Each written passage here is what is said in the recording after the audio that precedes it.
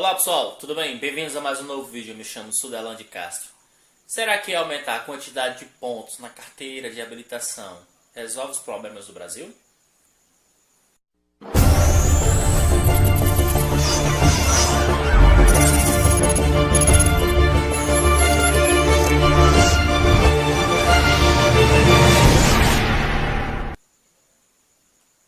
Bem, meus amigos, eu quero falar sobre esse ponto que já foi até criticado por algumas pessoas dentro do projeto do Bolsonaro, sobre essa questão de mudança de algumas normas e regras da Carteira Nacional de Habilitação. Ele foi lá pela Câmara de Deputados e isso acabou gerando até uma certa, digamos, crítica, porque era justamente no momento que Paulo Guedes estava falando, né, do projeto da reforma da Previdência. E a ida de Bolsonaro ao Congresso, não tendo como preocupação a reforma da Previdência, mas sim mudanças, né, na legislação de trânsito, principalmente na carteira de habilitação, faz com que muitos percebam que Bolsonaro realmente às vezes ele fica à margem das reais preocupações do Brasil. Antes de chegar lá sobre essas críticas, quero falar sobre questões desta carteira. Bom, todo mundo já ouviu nas reportagens que ela aumenta de 20 pontos para 40 pontos. Isso ajuda de um certo ponto motoristas infratores que acabam sendo multados. E de uma certa forma que tem esses pontos na carteira, agora, em vez de 20 pontos, ou seja, acima de 21 pontos, você já não perde mais a carteira. O que acontece agora? Você tem até 40 pontos para manter a sua habilitação caso o projeto for realmente aprovado, que sinceramente acho que não terá, digamos, facilidade de ser aprovada porque há muita incoerência em relação nisso. Uma das incoerências gigantescas maiores é a questão, porque assim, dentro dessa modificação, meus amigos, há uma, digamos, divergências que na qual, se a gente for reparar sobre a violência no trânsito do Brasil, isso não bate com a nossa realidade. Ou seja, meu amigo, para motoristas que transvegam nas nossas BRs, né, tanto estaduais quanto federais, esse tipo de profissionais que muitas vezes utilizam certos medicamentos para não dormir nem tanto à noite quanto de dia, para poder chegar ao tempo apto nas suas entregas, esses profissionais não terão mais necessidade de fazer os exames toxicológicos. Por quê? Porque Bolsonaro, digamos de uma certa forma, essa categoria, né, dos caminhoneiros, é uma base do governo dele. Ele tentando agradar, ele acaba tirando isso em relação dentro do projeto. Mas é muito perigoso, pessoal. Veja quantos números de acidentes ocorrem nas nossas BRs, né? Nossas rodovias são exemplos de imprudência, né? de irresponsabilidade de motoristas, e é um perigo muito grande. Então você precisa realmente manter certas restrições para poder ter um certo grau de segurança. Muitos países envolvidos, como o caso do Canadá, Estados Unidos, Grã-Bretanha, né, que é o Reino Unido, Espanha, Alemanha, Munique, esses países de primeiro mundo, as exigências dos códigos de trânsito que tem lá, principalmente na questão da carteira de habilitação, é muito maior do que a nossa.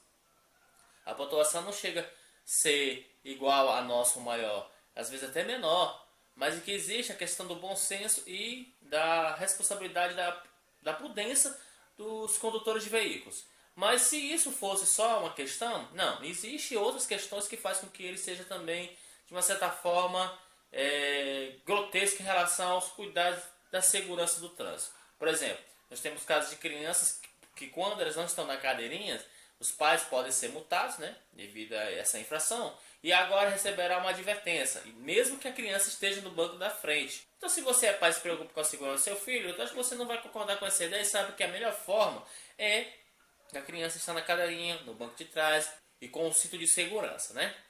Um outro agravante maior que eu vi, pessoal, aqui é que as bicicletas elétricas agora serão liberadas sem muita exigência, né? Ou seja, até menos de 100 cilindrada, você não precisa ter habilitação, mas você precisa ter uma autorização. Então, com isso, não precisa mais. Então, você aumenta o número de pessoas, condutores dessas bicicletas elétricas, os mobiletes, né, ou scooters com baixo de 100 cilindradas, E isso faz com que você tenha mais cuidado, porque esse tipo de pessoas às vezes são muito afoitos quando estão realmente essas bicicletas elétricas. Enquanto as de 100 cilindradas ainda passarão a exigir que você faça o curso para tirar a carteira de habilitação, né? Moral da história é que é um projeto que desnecessariamente não era para ter sido apresentado, porque existe uma preocupação muito grande com a reforma da Previdência. O Brasil está estagnado, nossa economia, todo mundo já sabe disso. A reforma da Previdência não vai tirar o Brasil mais no buraco, mas vai dar um impulso, vai ajudar de uma certa forma.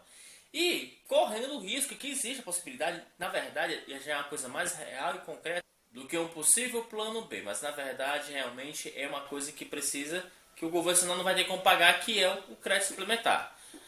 Se o governo não conseguir a aprovação do crédito suplementar, vai parar tudo, pessoal. Tipo, pagamento de benefícios como Bolsa Família e aposentadorias. Se o governo, mesmo sem autorização da Câmara, lançar esses créditos suplementares, aí ele está fazendo aquelas famosas pedaladas, né? As pedaladas fiscais. Aí o caldo engrossa. Eu acho que o Bolsonaro deveria estar muito preocupado com isso, em relação à reforma da Previdência. E essa mesma visão que compactua comigo também, né? O deputado Marcelo Ramos, ele fala que o presidente, né, realmente não tem noção. Ele diz bem claro. Por quê?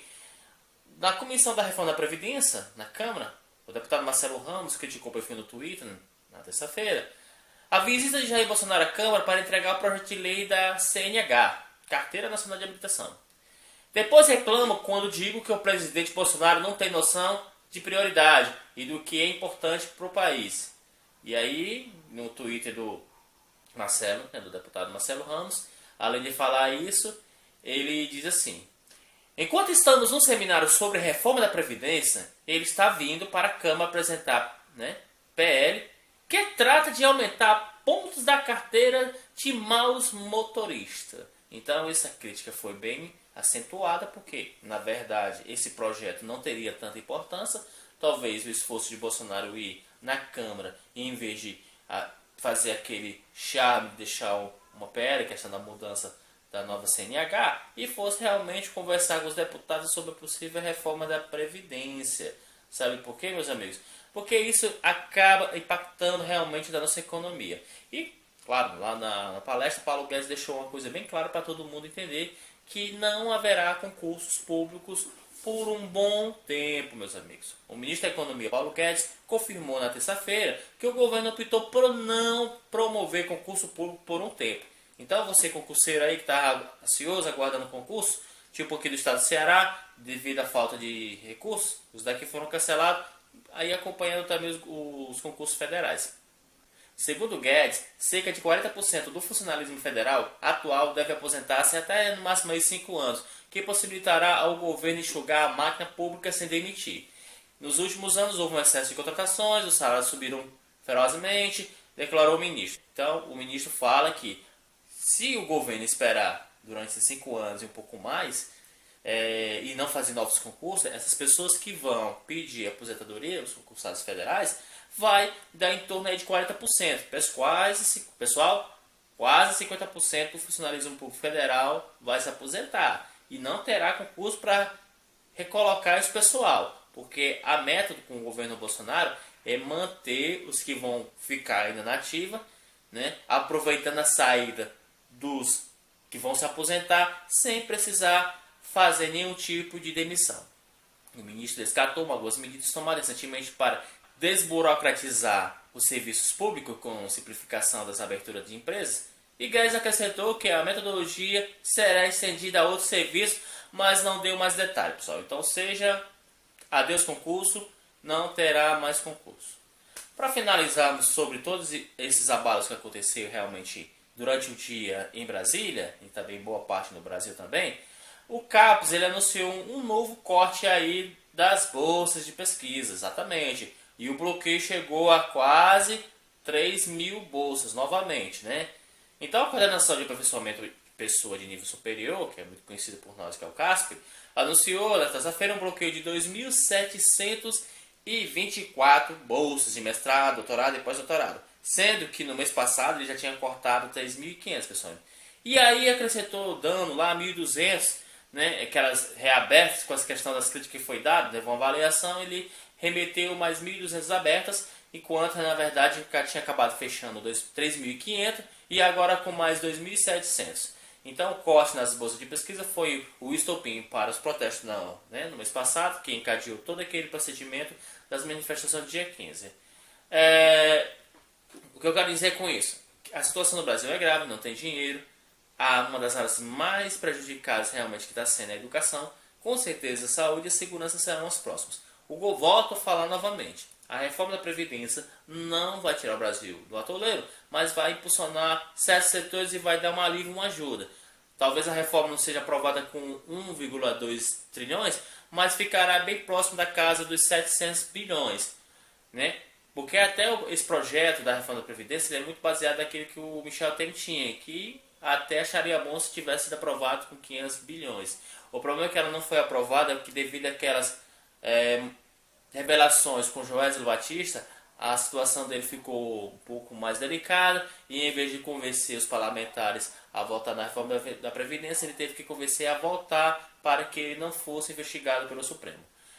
E aí temos uma situação mais complicada no Brasil, porque caso a reforma não saia em tempo hábil, nós teremos que pedir 249 bilhões de créditos suplementares. O governo terá que fazer isso para poder pagar despesas essenciais, como Bolsa Família, esse projeto, a aposentadoria, a área da saúde. Caso isso o Congresso não aprove, fica a opção do Bolsonaro fazer a famosa pedalada fiscal, do qual tirou Dilma Rousseff, que foi o último impeachment em relação a isso.